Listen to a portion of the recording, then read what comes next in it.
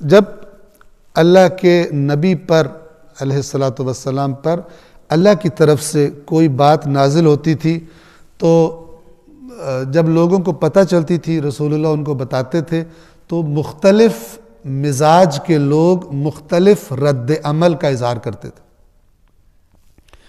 ایک مزاج کیا ہے کہ ایک سنجیدہ انسان، ایک عاقل انسان جب رسول اللہ کی شخصیت کو دیکھتا ہے اور دیکھتا ہے کہ پچھلے 40 سال کیا شخصیت ہے ان کی، ٹھیک ہے، اور سورہ بقرہ تو جب اتری ہے تو 40 سال سے بھی زیادہ معاملہ ہو چکا تھا، کافی زیادہ مدینہ میں اتری ہے، تو ایک اتنی سنجیدہ شخصیت جب کوئی بات کرتی ہے تو عاقلانہ لوگوں کا رویہ کیا ہوتا ہے؟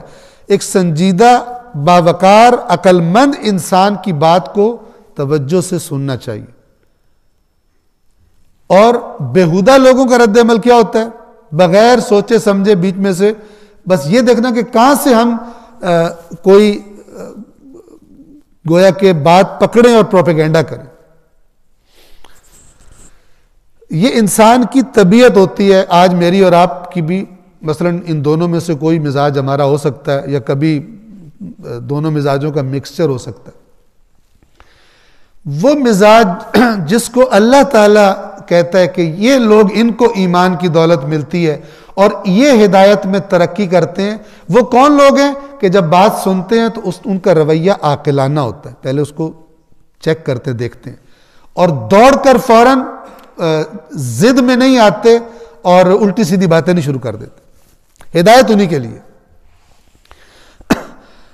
قرآن مجید میں اللہ نے مثال دی مکھی کی کہ جنہیں تم اللہ کے سوا پکارتے ہو وہ ایک مکھی بھی نہیں خلق کر سکتے اگرچہ سارے کے سارے اکٹھے ہو جائیں، اور اگر مکھی ان سے کوئی چیز لے جائے اچک کے تو وہ اس سے واپس بھی نہیں لے سکتے۔ مکھی کی مثال دی۔ تو بعض جب مثالیں ہوتی تھی وہ بالکل ادنا سی چھوٹی سی چیز کی تو لوگ مذاق اڑاتے تھے کہ یہ اس مثال دینے کا کیا مطلب بنتا ہے، اس مثال سے بھلا کیا سمجھ میں آئے گا، اور یہ مثال کیا ہے، بجائے مثال کی اصل مثال دیے جانے کے اصل مقصد کو دیکھنے کے کہ اس مثال کے ذریعے کیا بات سمجھائی جا رہی ہے، وہ مثال میں جو چیز کا نام لیا گیا ہے اس کو دیکھ کر مثلا پروپیگنڈا کرنا۔ تو یہاں پہ اللہ تبارک و تعالی اس مزاج کا بتا رہا ہے اور ایسے مزاج رکھنے والوں کے لیے کیا نتیجہ ویٹ کر رہا ہے وہ واضح فرما رہا ہے۔ ان اللہ لا یستحیی، بے شک اللہ حیا نہیں کرتا۔ حیا کا معنی کیا ہے؟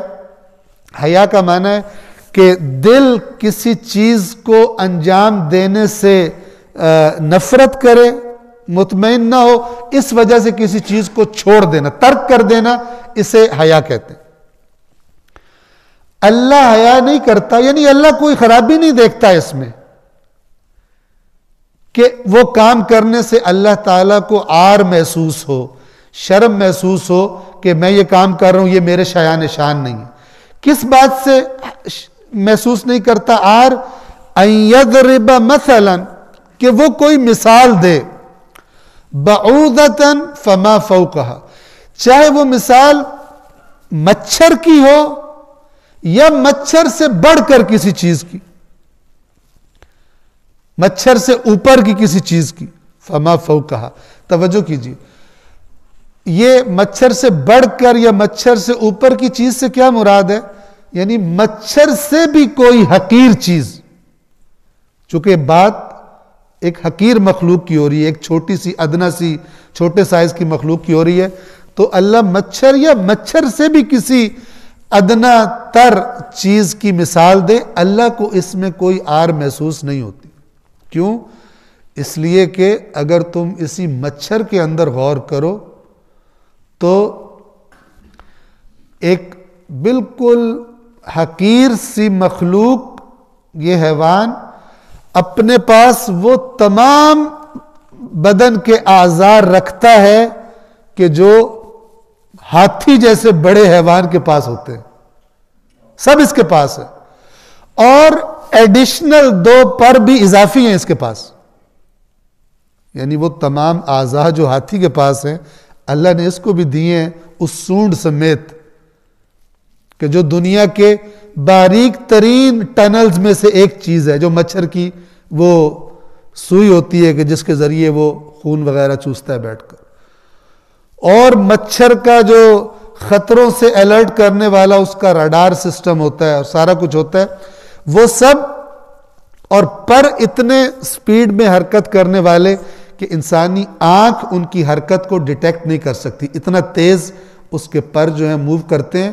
تو اگر تم غور کرو، یعنی اب اگر مثال اللہ نے دی ہے تو بجائے جاہلوں والا ہٹ دھرموں والا رد عمل کرنے کے بھی یہ کس کی مثال دے دی ہے، کیونکہ اللہ نے مثال دی ہے تو پھر تمہیں چاہیے کہ تمہیں نہیں بھی سمجھ آ رہا اس مخلوق میں مزید غور کرو کہ خداوند عالم اس مخلوق کے اندر تمہیں کیا دکھانا چاہتا ہے، کہ اتنے چھوٹے سے حجم میں اللہ تبارک و تعالی نے اس کو کیا کیا عطا کیا ہوا۔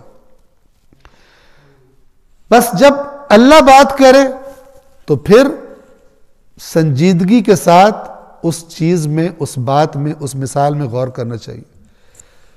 دیکھیں اگر ایک بندہ، عام بندہ بات کرے نا تو لوگ اتنا وہ نہیں کرتے، لیکن اگر کوئی بہت پڑھا لکھا اسکالر، بہت زیادہ بڑے لیول کا انسان، وہ جب کوئی بات کرتا ہے تو لوگ اس کی بات کے بارے میں سنجیدہ رویہ اختیار کرتے ہیں اور کہتے ہیں کہ دیکھو تو صحیح بات کس نے کی ہے، یہ بندہ عام بات نہیں کرتا، یہ بندہ بہت امپورٹنٹ بات کرتا ہے، ٹھیک ہے، بہت گہری بات کرتا ہے بنسبت ایک عام بندہ پڑھا لکھا نہ ہو یا اتنی بڑی سطح کا بندہ نہ ہو۔ تو اس فارمولے کو دیکھیں کہ جو انسان کی عقل ہی اسے کہتی ہے کہ تم ایسا کرو، تو پھر یہ عقل کہے گی کہ اگر پتہ چل جائے کہ بات اللہ نے کی ہے اور مثال اللہ نے دی ہے تو پھر اس مثال کے اندر تلاش کرو کہ خدا تمہیں اس مثال کے ذریعے کہاں پہنچانا چاہتا ہے۔ اب دو مزاج جو اس مثال کے مقابلے میں آتے ہیں، ظاہر ہوتے ہیں۔ فَأَمَّا الَّذِينَ آمَنُوا، پس وہ لوگ کہ جو ایمان لائے ہیں، فَيَعْلَمُونَ أَنَّهُ الْحَقُّ مِنْ رَبِّهِمْ، تو ان کو علم ہے کہ یہ ان کے رب کی طرف سے حق ہے، یعنی ان کی عقل یہ کہتی ہے کہ یہ رب کی طرف سے آیا ہے تو یہ حق ہے، اس کے اندر میسج ہے، اس کے اندر حکمت ہے، اس کے اندر ہمارے لیے ہدایت کا، رشد کا پیغام ہے۔ اس نگاہ سے دیکھتے ہیں، تحقیق کرتے ہیں، ریسرچ کرتے ہیں، مطالعہ کرتے ہیں اس کا، کیونکہ انہیں پتہ ہوتا ہے اگر اللہ نے کہا ہے تو حق ہوگا۔ وَأَمَّا الَّذِينَ كَفَرُوا، اور رہے وہ لوگ کہ جنہوں نے کفر اختیار کر لیا، جن کا مزاج ہی ہے کہ ہم نے نہیں ماننا، وہ کیا کرتے ہیں؟ وہ مزاج کیا ہے؟ فَيَقُولُونَ، تو وہ کہتے ہیں مَاذَا أَرَادَ اللَّهُ بِهَذَا مَثَلًا، اس مثال سے اللہ نے کیا ارادہ کیا، اس سے اللہ کیا چاہتا ہے، یہ کوئی مثال دینے کی چیز ہے۔ یہ بات مچھر یا مچھر کے علاوہ کسی اور چیز کی نہیں ہے، بات جو بتانا یہاں پر بتانا چاہیے وہ مومنانہ اور کافرانہ مزاج کا فرق ہے، عاقلانہ اور جاہلانہ مزاج کا فرق ہے۔ توجہ فرمائیے، ایک ہوتا ہے جاہل عالم کے مقابلے میں، عالم یعنی جاننے والا اور جاہل یعنی نہ جاننے والا۔ لیکن ایک مرتبہ جاہل آتا ہے عاقل کے مقابلے میں، عاقل کا مد مقابل جاہل آتا ہے۔ یہاں پہ جاہل عالم کے مقابلے میں نہیں ہے، عاقل کے مقابلے میں ہے۔ کیا مطلب ہے اس کا؟ کہ بعض اوقات ہو سکتا ہے انسان ایک چیز کو جانتا نہیں ہے، اس کے علم میں نہیں ہے، لیکن اس کا رویہ اور مزاج عاقلانہ ہے، چیزوں کو دیکھنے کا، اسیس کرنے کا، اینالائز کرنے کا، سوال کرنے کا، ڈھونڈنے کا مزاج عاقلانہ ہے۔ اور دوسری طرف ہو سکتا ہے کہ ایک بندہ پڑھا لکھا ہو لیکن مزاج جاہلانہ ہو۔ اس بات کو انشاءاللہ سمجھیں گے ایک ہے نہ جاننے کی وجہ سے جاہل ہونا، ایک ہے جاہلانہ مزاج۔ جاہلانہ مزاج کیا ہے؟ ہٹ دھرمی، جاننے کی خواہش نہ ہونا، جو اپنے پاس بات ہے اسی پر اندھوں کی طرح ڈٹے رہنا، اسی پہ ضد کرنا، اور سامنے سے کوئی دلیل بھی آ جائے تو لڑ پڑنا، اس کو نہ ماننا، یہ جاہلانہ مزاج ہے۔ ہماری مکتب اہل بیت کی جو احادیث کی کتاب ہے، پہلی کتاب کے عنوان سے ہم جسے کہتے ہیں اصول کافی، الکافی کتاب، وہ سٹارٹ کس کتاب سے ہوتی ہے؟ کتاب العقل والجہل۔ کتاب العلم والجہل نہیں ہے، یعنی علم کو جہالت کے مقابلے پہ نہیں لائے، بلکہ کتاب العقل والجہل، عقل کے مقابلے میں جو جہالت ہوتی ہے، یعنی غیر عاقلانہ مزاج۔ غیر عاقلانہ مزاج، لڑائی بھڑائی، بدتمیزی، توہین، گستاخی، جاننے کی خواہش نہ ہونا، حق تک پہنچنے کی خواہش نہ ہونا، جو میرے پاس ہے اسی پہ ڈٹ جانا۔ جیسے قرآن کہتا ہے، جب ان سے کہا جاتا ہے جو اللہ نے نازل کیا اس کی طرف آؤ، اسے فالو کرو، تو کہتے ہیں ہم نے جس پر اپنے آباء و اجداد کو پایا ہم وہ کریں گے۔ یہ مزاج انسان کو غرق کر دیتا ہے، ڈبو دیتا ہے، اس کو ترقی اور رشد نہیں کرنے دیتا، اس کے اندر سے حق کو ڈھونڈنے کی خواہش ہی ختم کر دیتا ہے، کیونکہ وہ سمجھتا ہے جو میرے پاس ہے وہی ٹھیک ہے، خبردار کوئی اس کے خلاف بولے تو میں سننے کو ہی تیار نہیں ہوں۔ یہ غلط مزاج تو یہ اس مزاج والے کیا کہتے ہیں؟ ماذا اراد اللہ بہذا مسئلہ، اس سے بھلا اللہ نے کیا ارادہ کیا، یہ مثال بھلا کیوں دی ہے، بجائے اس میں غور کرنے کے کہ اگر اللہ نے دے دی ہے تو پھر اس میں غور کرو۔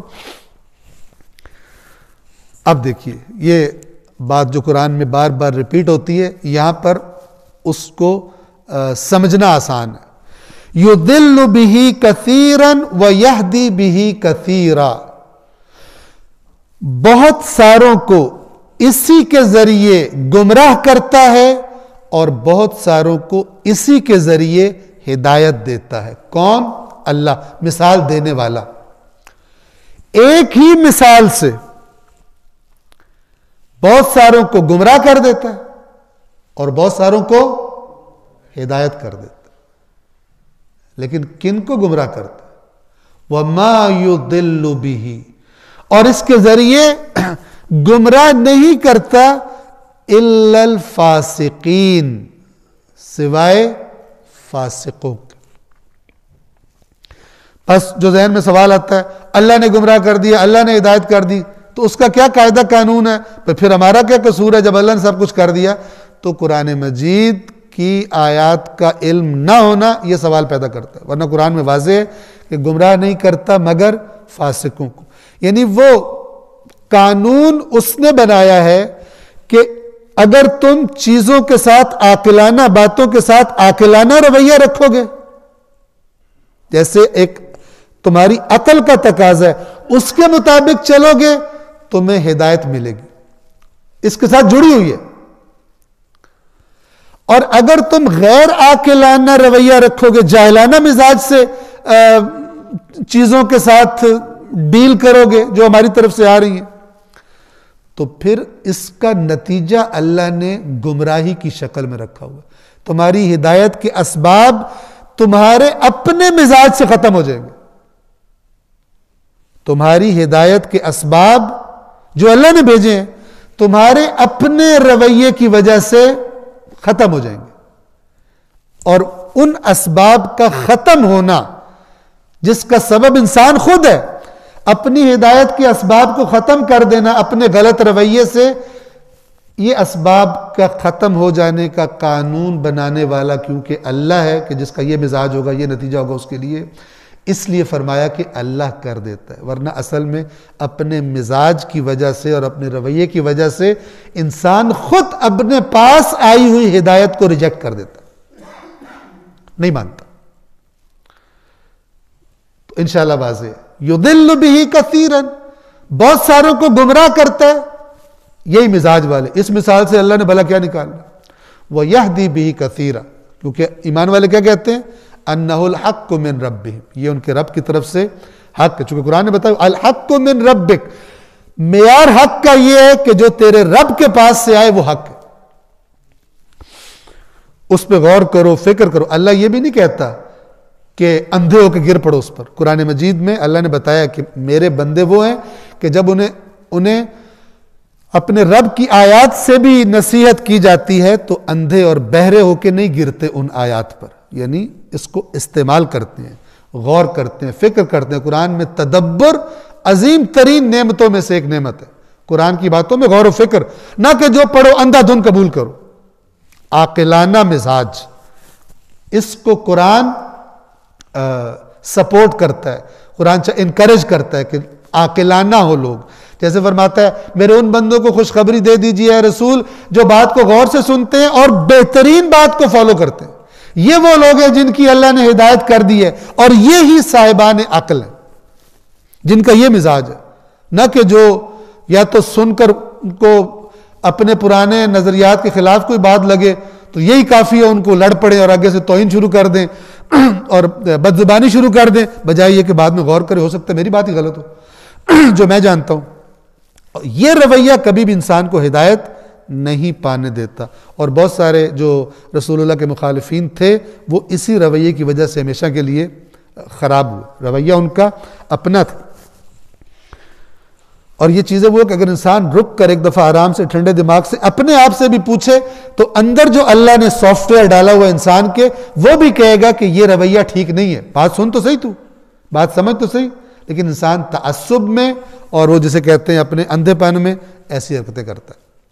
اور یہ فارمولہ سب کے لیے، کوئی اس زمانے یا اس زمانے کے ساتھ خاص نہیں ہے، تا قیامت انسانوں کی نفسیات ایسی ہیں۔ تو اللہ کہہ رہا ہے اگر یہ مزاج ہے تمہارا تو تیار ہو جاؤ، اس کا نتیجہ ہم نے گمراہی رکھا ہے، اور اگر تمہارا مزاج عاقلانہ ہے تو اس مزاج کے نتیجے میں ہم نے ہدایت رکھی ہے، رشد رکھا ہے، ترقی رکھی۔ وَمَا يُضِلُّ بِهِ إِلَّا الْفَاسِقِينَ، اور گمراہ نہیں کرتا اس مثال کے ذریعے سوائے فاسقوں کے، فاسقوں گمراہ کرتا ہے۔ اب خود لفظ فاسق بتا رہا ہے، خرابی ادھر ہی ہے۔ فاسق کسے کہتے ہیں؟ اللہ کے حدود کو کراس کر جانے والا۔ گٹھلی جب کھجور کے اندر سے نکل آتی ہے، گویا کہ کھجور خراب ہو جاتی ہے اس وقت، خود ہی کھجور پھٹ جائے، گٹھلی اندر سے باہر نکل آئے، اس کو کہتے ہیں فسق التمر، یعنی کھجور فاسق ہو گئی، کھجور فاسق ہو گئی، خراب ہو گئی، یعنی وہ جو اس کا کور تھا اس نے اس کو پھاڑ دیا، اندر سے وہ گٹھلی باہر نکل آئی ہے، یہ خرابی کی علامت ہے۔ فاسق بھی وہ ہوتا ہے کہ جو خدا چاہتا ہے کہ جس پردے کو نہ پھاڑا جائے، نہ چاک کیا جائے، جس حدود کو نہ کراس کیا جائے، اس سے باہر نکل آتا ہے، اس کو فاسق کہا جاتا ہے۔